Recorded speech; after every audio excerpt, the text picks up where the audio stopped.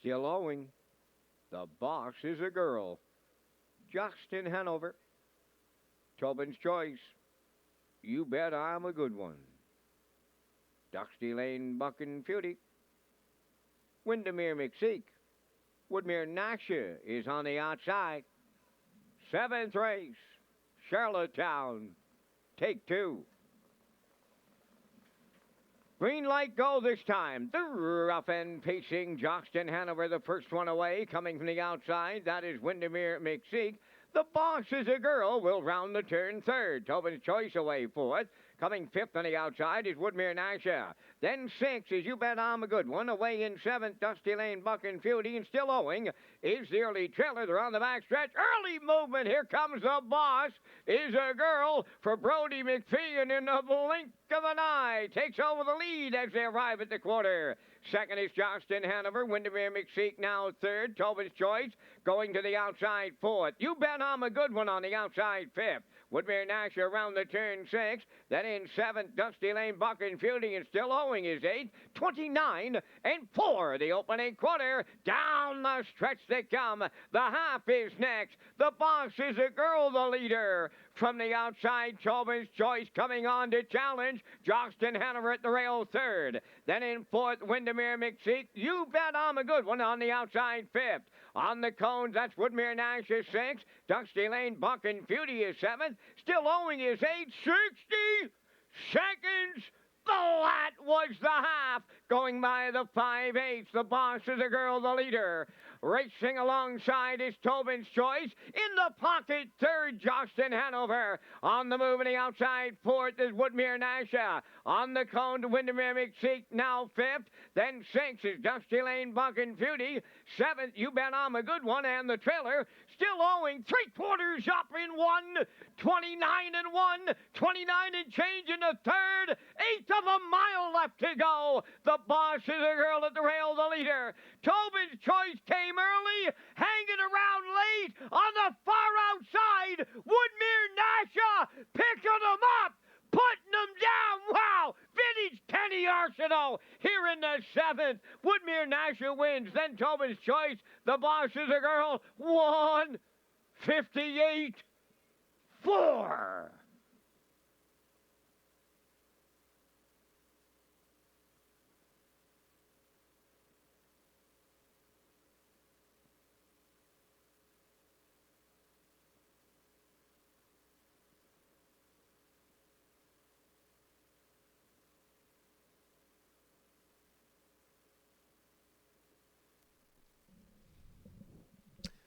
Well, here's a look at the stretch drive teeing up for race number 7 here, Peter. And you don't win over 3,000 races like Kenny Arsenault without patience. And that's what makes him so great. What a great drive tonight with Woodmere Nasha getting up on the final strides to win this. Sure did, Lee. And we mentioned in the pre-race how good this horse was at the end of last year, coming off that qualifier. Just was super sharp at the end of last year. This race here tonight, the boss is a girl. Brody got her to the front, 29 and 4. 1 minute flat. Gary came first over, 129 and 1. They were battling, and then Kenny swooping late here. This horse had a ton of speed late, and you can see he's going to track down the 4 and the 2. That's Woodmere Nasha on the outside, coming into your picture here now, and Kenny perfectly times it and nails him at the wire for the victory here tonight, 1:58 and 4. Woodmere Nasha wins it. Tobin's Choice second. The boss is a girl third, 8:42 in the seventh at Red Shores.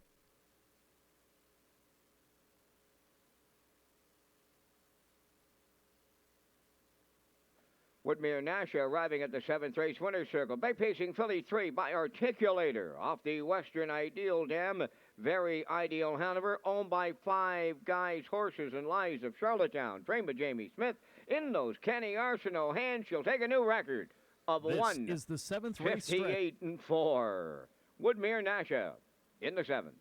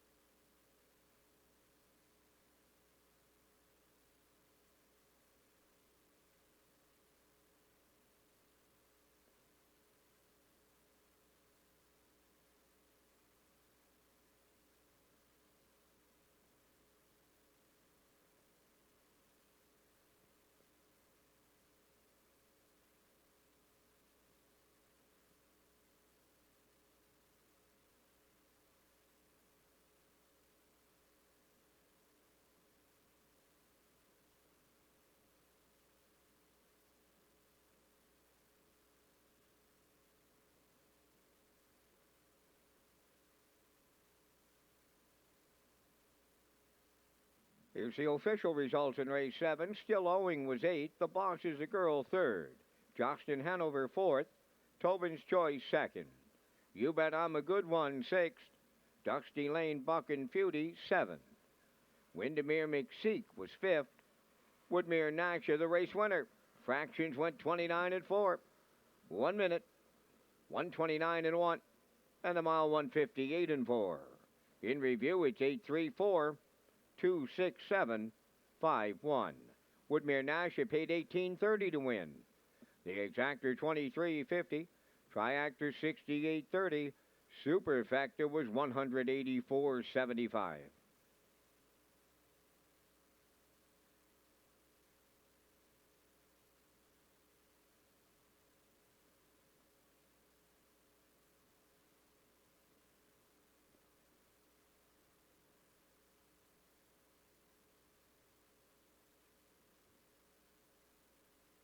Okay, Race Day Live continues here in Charlottetown tonight, and as we mentioned, we have several interview segments lined up tonight, and the first is Harness the Hope, and I have the lead organizer from the organizing committee, Samantha Gallant, joining us on the broadcast. Good evening, Samantha. Good evening, Lee.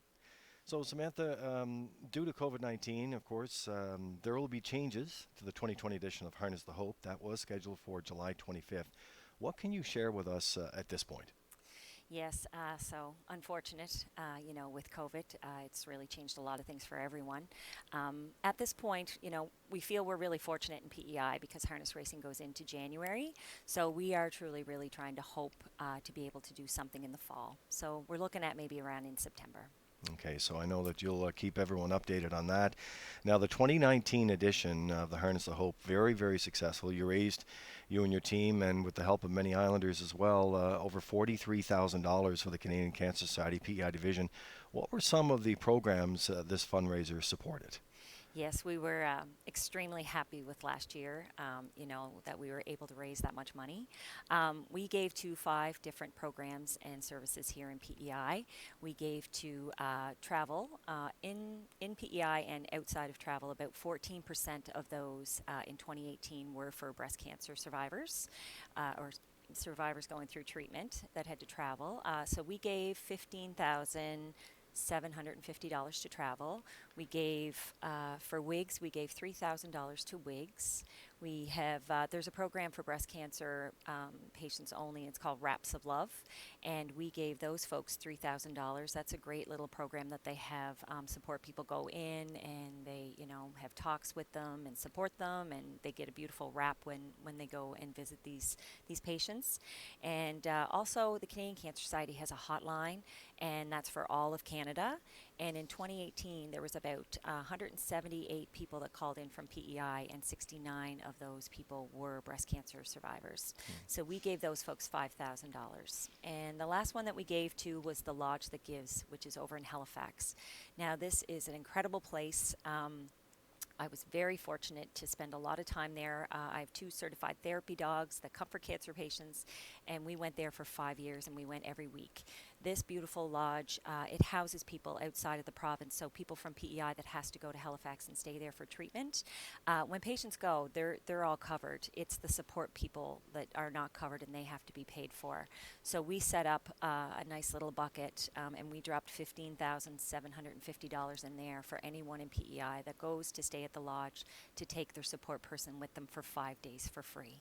Wonderful. You know what? It's just a fantastic story. And I know you and your committee have been working many, many months prior to this, getting set up. And I know you did a lot of work with Roll With It Harry campaign as well last year. How will people get involved this year for Harness the Hope 2020? Well, with this year, it's a lot like last year. We're certainly looking for donations still. We're looking for sponsorships.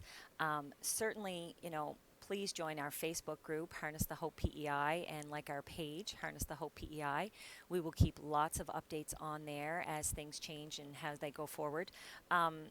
This year, due to everything, things are really different. Last year, we could line them up really well, but now this year, it's kind of like, how things go and what they'll allow us to do and things like that. So. Well, we're looking forward to working with you, Sam. Best of luck to you and your committee with Harness the Hope. Thank you so much, Lee.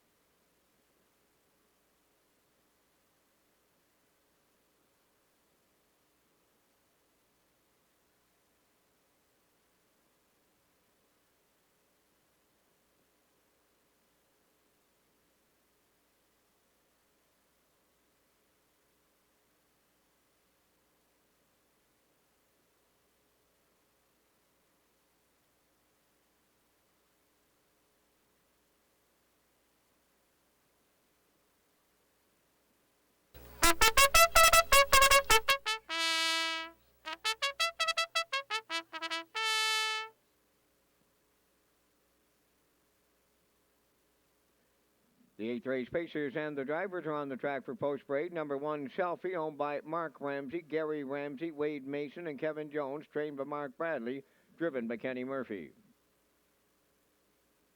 Hurricane Hill, number 2, is owned and trained by Joe McDonald of Bretalbin. That's Corey McPherson.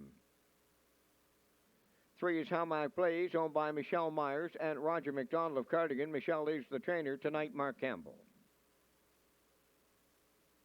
Medici Hanover 4 is owned by Kent and Andrew Williams and Lyndon Hardy, trained by Donnie Milligan, driven by David Dowling. Good Luck Kathy, number 5, owned by Janet Compton of Stratford, trained and driven by Earl Smith. Dapple Apple, number 6, owned by Brett McDonald of Freelton and Stacey Curry of Guelph, Ontario, trained by Amber Campbell, driven by Brody McPhee. Number 7 is Clare Hall Hanover, owned by Hamac Farms Limited of North Wiltshire, trained by Ron Matheson, Adam Murner above the wheels. Just 2 minutes wagering time in race number 8. Back to Lee Drake in Studio 61 in honor of the Guardian Gold Cup and Saucer. And Peter McPhee is at the HPI Bet broadcast desk with cashless wagering coming to Red Shores. Well, thanks very much, Vance. And there's a screenshot of it right now. We've been pleased to work on this. Adam Walsh, we were talking about this for the last couple of years, and well, the timing couldn't be better right now. And he's been busy with the terminals and getting that set up with the United Tote and those suppliers. Red Shores will now be offering cashless wagering terminals for our customers. It's all part of our guest commitment to you to offer new and safe way to play the horses. You can also now use your debit card at designated selling stations to wager on the races. When we get back, the customers on track here, you can place your bet and tap to pay. Cashless wagering to be offered here at Red Shores. As we're getting set to go here for the 8th race tonight, moving along on this Thursday. And there's a look at Hamac Blaze right now. Mark Campbell doing the driving for Michelle Myers. And her co-owner Roger McDonald out of Cardigan tonight, Pete. And this mare was posting some good numbers on the off tracks, and she finally gets fast track to work with tonight. Yeah, absolutely, Lee. And a pretty good year last year. 28 starts, 3 wins, 3 seconds, 3 thirds, at a record of 2 minutes and a fifth in Charlottetown. And the qualifier was on the 23rd. It was a pretty good one. Was on the lead briefly, but ended up finishing second in the race, 2-1. The charted trip closing home in 29 and 2. And then prior to that, you can see if you go back to the end of last year, she was racing pretty well. She did have a win in January, 2-1-1, closing home in 30 and 3. That came at the 8:01 level. Moves up a little bit of a notch here tonight to the Fillies and Mares 11:01s, but that's a good spot to work from for Mark Campbell. And Hamac Blaze is sitting 7-5.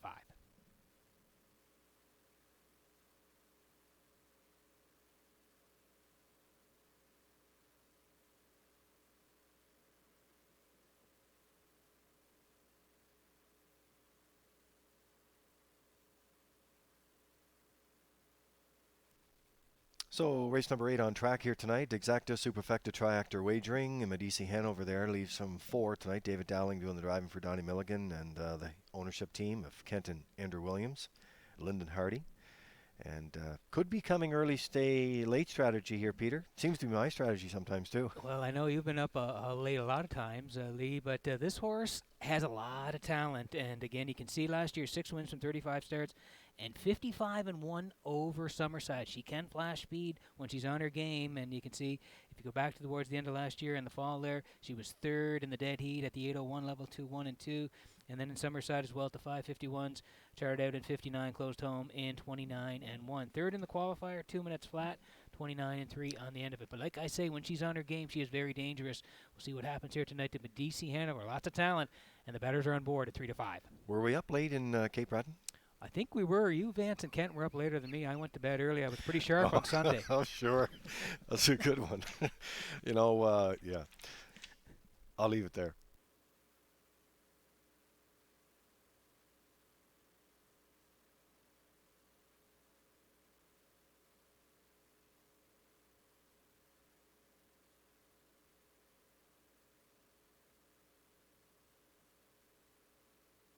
Starter Jeff McDonald calling them in tonight.